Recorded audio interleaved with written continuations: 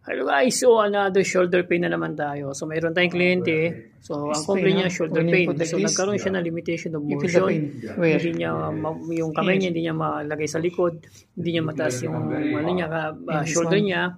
So ang gagawin natin, tine-check natin yan. Tapos yanong natin kung ano yung history niya. Sabi niya nagpunta siya ng doktor, nagpa-x-ray na siya. Okay naman, normal naman lahat ang x-ray niya.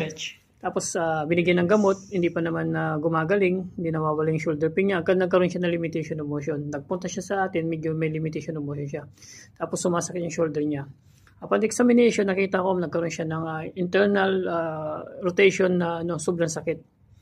Yan, chinecheck ko yan. So kung ganyan, so minamanual therapy, ganyan po tayo mag-manual therapy. So tapos na ako nag-machine dyan.